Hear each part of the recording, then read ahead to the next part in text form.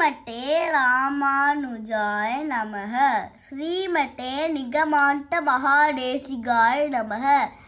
அடியேன் பேரு ஸ்ரீஹரி மாடவன். எனக்கு 6 வயசு ஆகுது. இப்போ நம்ம முச்சுக்குண்ட மகாராஜா சரித்திரத்தை பற்றி பார்க்கலாம்.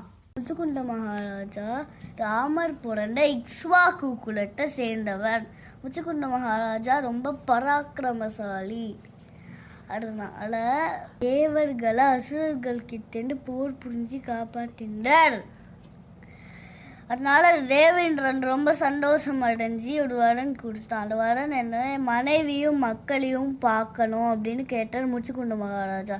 அவளோட காலம்லாம் எப்போவோ முடிஞ்சு போச்சுன்னு சொன்னதுனால வேற ஏதாவது வரன் கேளுங்கன்னு சொன்னான்.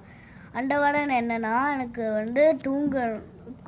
எனக்கு தூங்கணும்னு கேட்டார். ரொம்ப ஆயாசமாக இருக்குது, அதனால தூங்கணும்னு கேட்டார். அதனால் எனக்கு ஒரு குகை தெரியும்னு சொன்னார் தேவேந்திரன். அந்த குகையில் யாராவது உங்களை எழுப்பினானா அவள் பஸ்மமாயிடுவோம். அதனால் ஓகே அப்படின்னு சொல்லிட்டு அவர் படத்தில் ஆரம்பிச்சார்.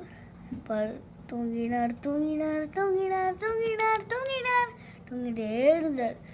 திரேடா யுகம் முடிஞ்சு துவாபர யுகமே ஆரம்பிச்சிருது. அது வரைக்கும் தூங்கிட்டார். கிருஷ்ணர் பிறந்தார். கம்சனையும் வடம் பண்ணார். அப்புறம் கம்சனோட மாமனார் ஜராசந்தனுக்கு பயங்கர கோபம் வந்துடுச்சு. அதனால அவனோட படையை திருத்திட்டு வந்தார்.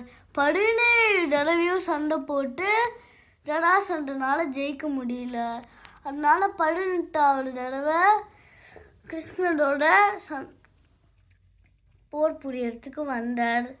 காளையவனு பலசாலியான மகாராஜாவோட்ட இருந்தான்.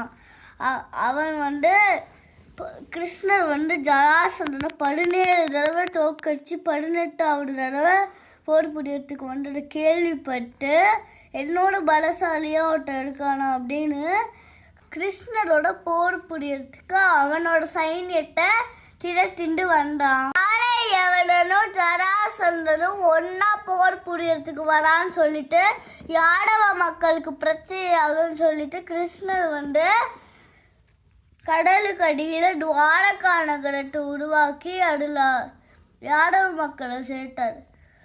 அப்புறம் ஒரு நாளைக்கு கிருஷ்ணரோட அரண்மனையிலேருந்து தனியாக வெளில வரும்போது காளையவனன் அவனை பின்தொடர்ந்து கிருஷ்ணான்னு கூப்பிட்டான். அதை கண்டுக்காம போயிட்டே இருந்தார். அப்புறம் ஒரு குகைக்குள்ளே போனார். அந்த குகைக்குள்ளே போனோன்னே காளையவனனும் அவனை பின்தொடர்ந்து வந்தான். அந்த ஆழ்ந்த தூக்கத்தில் இருந்த ஒருத்தர் அவளை பார்த்துட்டு கிருஷ்ணர் நினச்சி அவளை எட்டி ஒடிச்சு எழுப்பினான். அவர் பார்த்தோன்னே காளையவனன் பஸ்மம் ஆயிட்டான். இப்போ தூக்கத்துலேருந்து ஏண்டவர் தான் நம்ம முச்சுக்குண்ட மகாராஜா. அங்கே ஓரத்துலேருந்து கிருஷ்ணர் நடந்தது எல்லாத்தையும் பார்த்துட்டார். கிருஷ்ணர் சங்கு சக்கர கடாதாரியா நீலமேக சியாமலனா முச்சுக்குண்ட மகாராஜாவுக்கு காட்சி கொடுத்தார். முச்சுக்குண்ட மகாராஜா கிருஷ்ணர் எனக்கு உதவி பண்ண வாழ்க்கை, நான் கண்டிப்பாக ஏதாவது ஒரு வரன் கொடுப்பேன், உனக்கும் வரன் கொடுக்குறேன் அப்படின்னு சொன்னாங்க. முச்சுக்குண்ட மகாராஜா எனக்கு வைகுண்டத்துக்கு போகணும்னு வரன் கேட்டார். அப்படியே ஆகட்டும், ஆனால் இந்த ஜென்மத்தில் உன்னால் போக முடியாது, ஏன்னா நீ சத்திரியனாக பிறந்ததுனால உன்னால் போக முடியாது, நீ சில பாவங்கள் பண்ணியிருக்க அப்படின்னு சொன்னார். அதுக்கு அந்த பாவங்களை தீர்க்கணும்னா நீ பத்ரி ஆசிரமத்துக்கு போய் பத்ரி நாராயண பெருமாள் சேவிச்சு அடுத்த ஜென்மத்தில் அண்டனா பிறக்கணும் அப்படின்னு சொன்னார். கிருஷ்ணரோட உத்தரவுப்படி முச்சுக்குண்ட மகாராஜா பத்ரிகாசிரமத்துக்கு போய் பத்ரி நாராயண பெருமாளை தபஸ் பண்ணி அடுத்த ஜென்மத்தில் அண்டனால பிறந்து பெருமாளோட திருவடியை அடைஞ்சார். இதுதான் முச்சுக்குண்ட மகாராஜாவோட சரித்திரம்.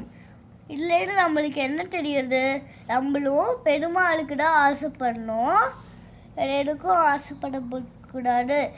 இந்த வாய்ப்பு கொடுத்த சிருஷ்டி டெல்ஸ்க்கு என்னோட பணிவான வணக்கங்கள்.